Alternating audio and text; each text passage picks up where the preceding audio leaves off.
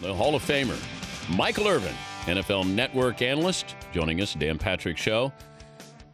Mike, let me start with Manti Te'o and the hazing. How much hazing do you think he'll get from his own teammates or guys around the league when he goes into the NFL? Dan, I think he'll get. They'll certainly haze him and have fun with it. Now, how much will determine on how well he plays. He steps in and does great things on a football field, and this becomes, nothing. But if he steps in, he's good or just okay, or this won't go anywhere for quite a while. So it will determine on how well he plays. All right, let's say he's a rookie playing against the Cowboys, and you're on the Cowboys. Let's say he tackles you. Anything said? Well, most of the time, and trust me, I know this. When you go through things, it's not as much the players on the field that get you.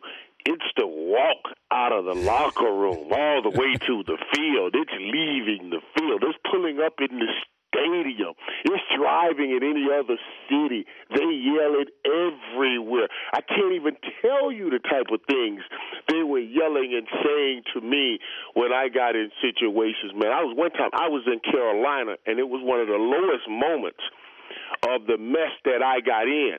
And I was telling Marsh and them about this on the set. These guys laughed. Man, they were dying laughing.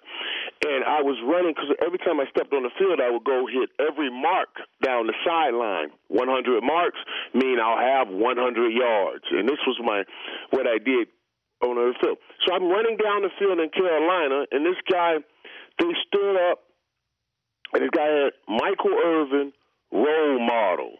And, it's one of my roughest times, so I'm feeling good, like, oh, man, somebody is saying, okay, maybe Michael's just going through stuff. He's still a good guy. And then, Dan, after I looked at the guys and said Michael Irvin, role model, and smiled, gave him a thumbs up, a couple more guys stood up in front of the role model, and it said Michael Irvin, role model. I said, oh, my God. Oh, no. They went from Michael Irvin, role model, to Michael Irvin, role model. I said, oh, my God.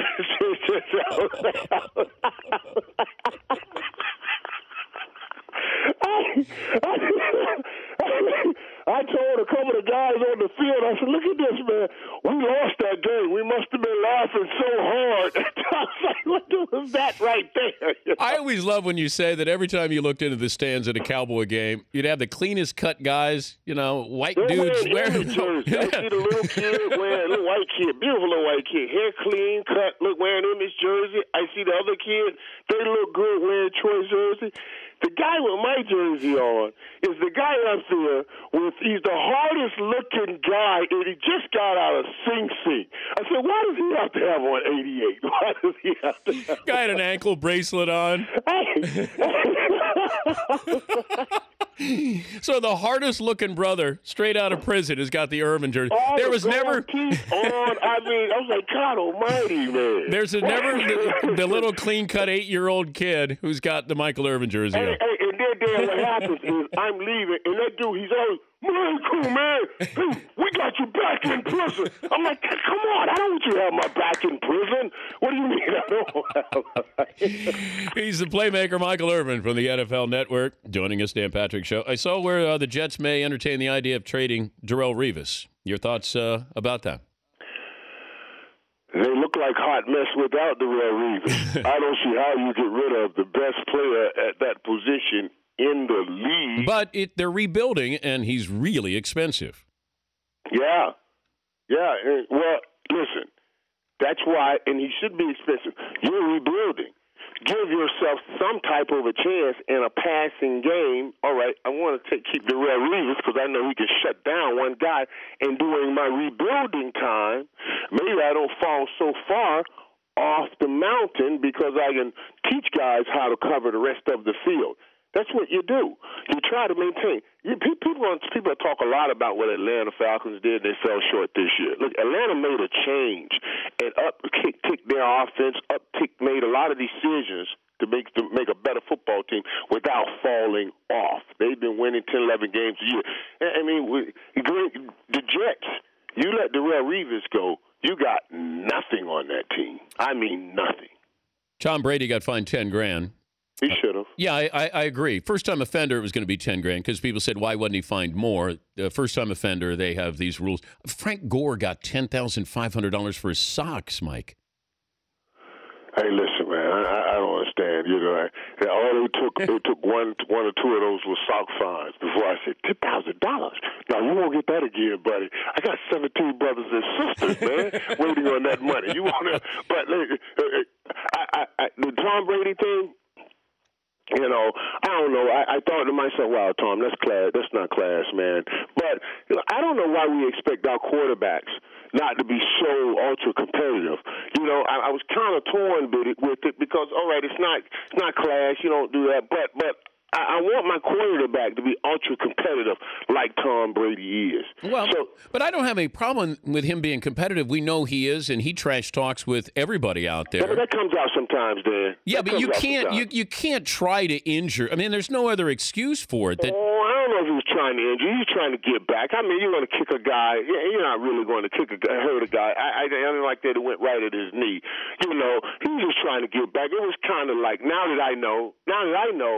You know, my thing was I would slap you side the head. You come up on that line of scrimmage, I just wanted to send a message to your coach. I wanted to send a message to you and to any other defensive back that thought he could come and stop me on the line of scrimmage. Man, I'll give you, honestly, a concussion coming across your head.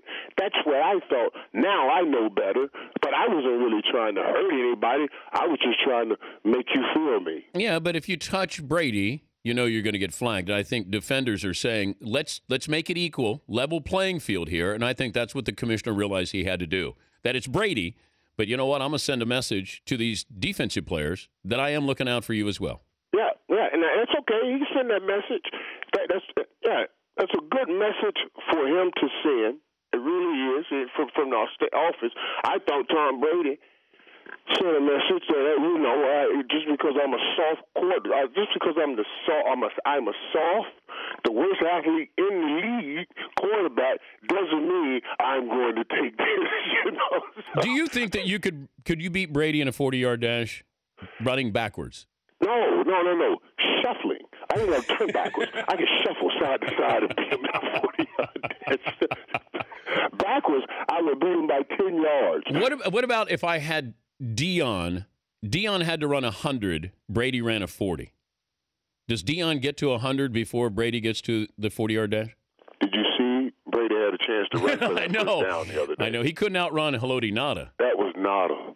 That was Haloti Nada. That was 400 pounds of meat swinging, not all tight, not put together in muscle form, but swinging all which kinds of ways. And you could not run that. I will see you in New Orleans, right? You're going to stop by? Oh, yeah, buddy. You'll see me in New Orleans, Dan.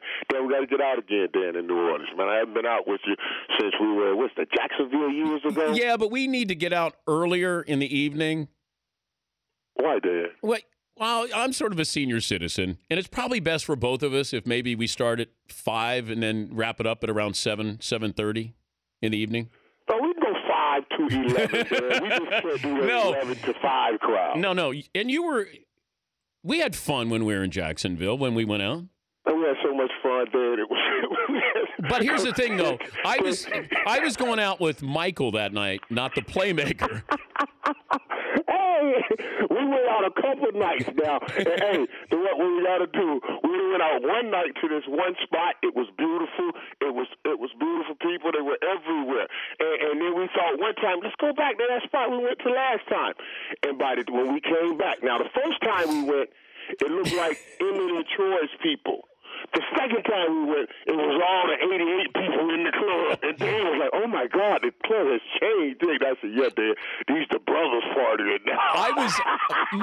I was the only white guy in there. And we walked in, and I said, you know what? I guess it's up to me to keep it real in here. And then Mike goes, you cool? You're with me. And I said, all right. So that we went the night before, and it looked like, the cast of Friends was there. We go in the next night. And, man, I go, uh-oh. I was the white shadow going in there, Mike. Hey, it's one thing knows a brother. He stands out. It's a whole nother thing when it's all black and it's a white guy. Oh, man, he's a beaming light in the club. I was like, D. Who is that guy? Is that guy a narc? Who's that guy with Mike? Is that his probation officer? Who is that guy? Oh, that's that guy. That's that Jim Patrick from ESPN. I'll see you in New Orleans, Mike.